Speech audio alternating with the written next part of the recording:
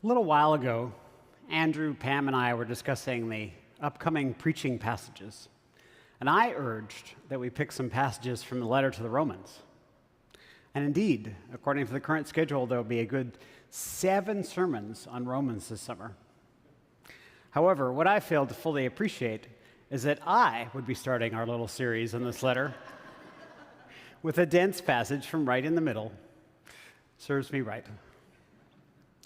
TV shows often start by providing a recap of what happened last episode.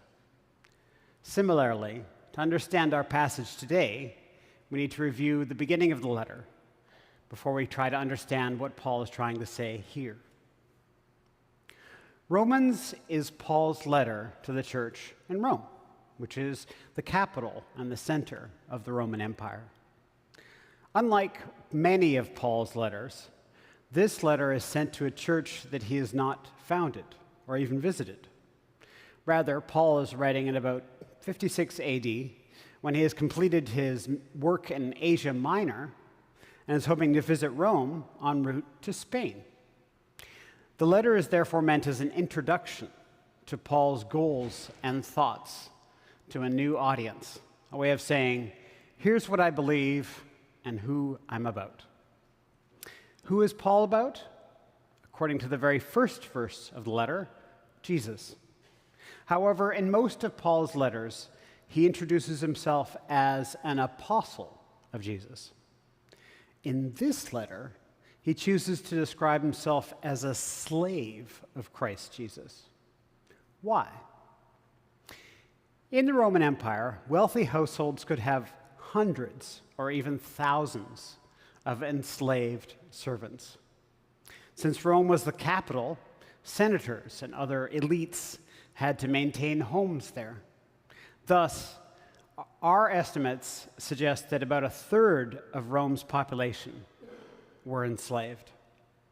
And since Christians tended to be low status, it is likely that a majority of the church in Rome would have been enslaved. Now, Paul, on the other hand, was a free Roman citizen.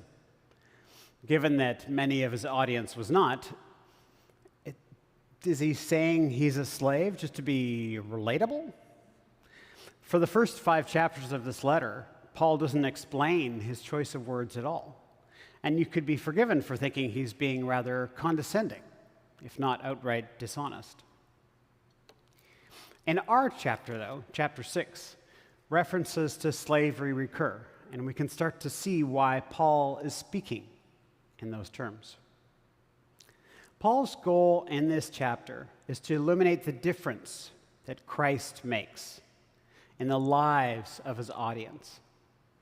In the verses immediately before our passage, Paul says that those who have been baptized have spiritually died and been raised to a new life, just like Jesus.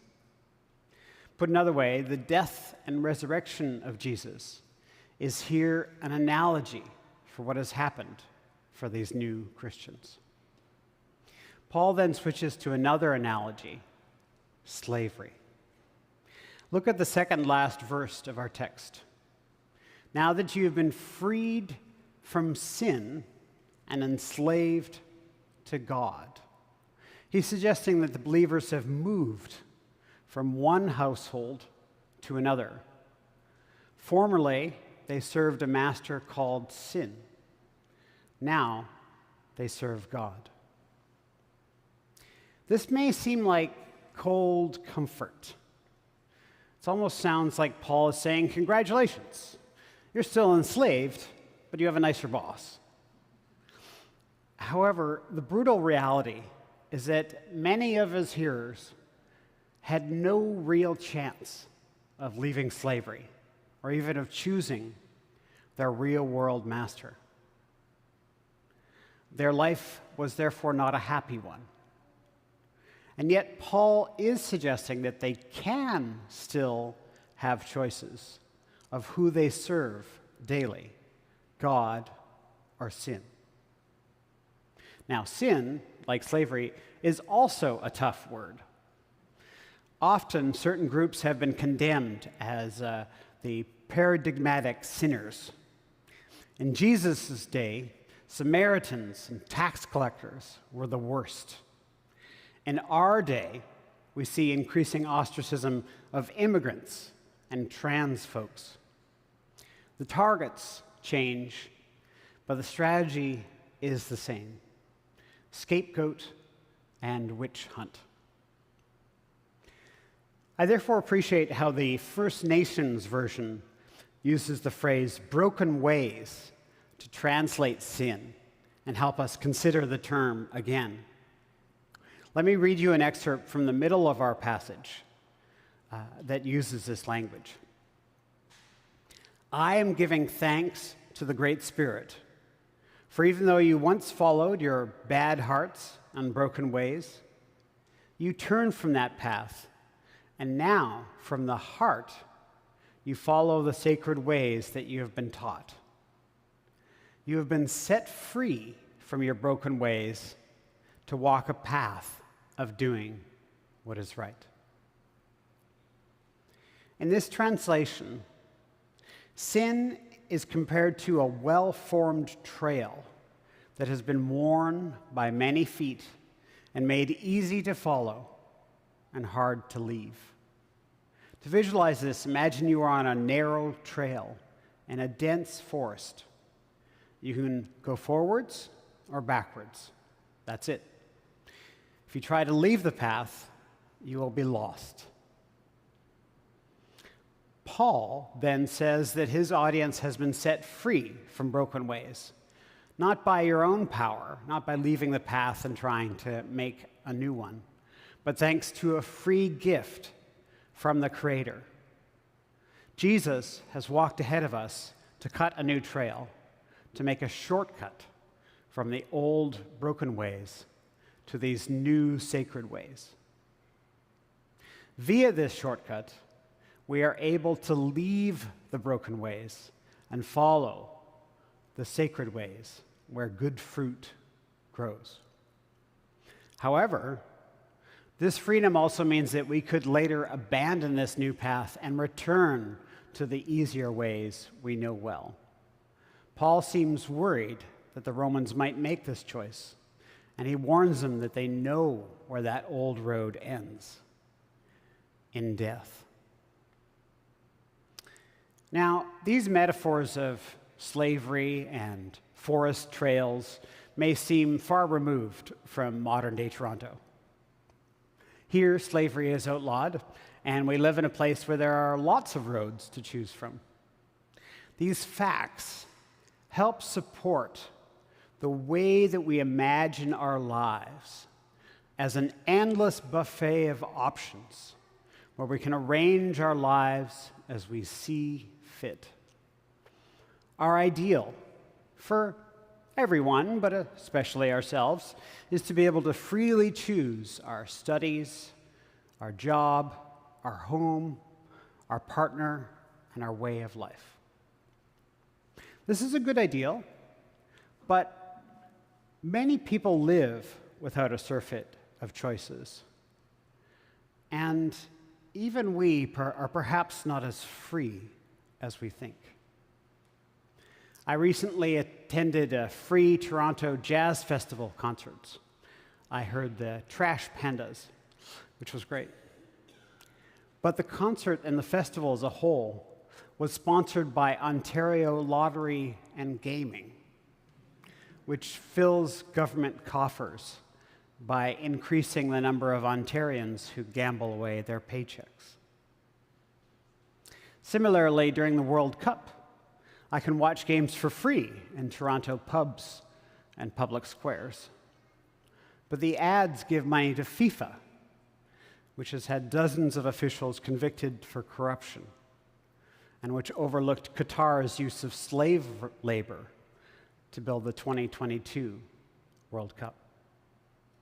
I mention these examples not to make anyone feel bad, but to illustrate how often, despite our best intentions, we continue to be instruments of wrongdoing, as Paul says. Or as Bob Dylan once put it, no matter who you are, you're still going to have to serve somebody. And if we read the news and learn about how broken the world is and how complicit we are in injustice, we can easily become drained and exhausted without any energy to choose the good path. This fact, the complexity of our world, the difficulty of avoiding complicity, puts us in a similar-ish position to Paul's audience. Again, many of those in Rome were enslaved. They could not change jobs. They could not vote or protest. They could only try to survive while their masters advanced the interests of the empire at the cost of every other civilization on the planet. And yet, Paul does not counsel the Roman Church to give up. Remember that he writes, "You who were slaves of sin have become obedient from the heart." From the heart, the innermost sanctum of the human being, where anyone can try to obey God and walk in sacred ways, even while they are outwardly constrained by cruel masters and unjust structures. So what then shall we do in light of this? When I was younger, I probably would have said that the practical upshot of this passage is that we need to boycott more things. Boycott Amazon. Boycott Facebook. Boycott Roblox. Now, I still love me a good boycott, and I think we should all try boycotting more things. But the good life does not consist simply of saying no. Look again at the second last verse. The First Nations version says, "Good fruit grows along this path as you walk, the road that leads to the life of the world to come, full of beauty and harmony." On Thursday, I attended a sort of retirement party for Peter Noteboom, who is my boss at my other job. What I've been struck by as I reflect on his departure is how his many skills as a leader and a mediator are grounded in the fruits of the Spirit.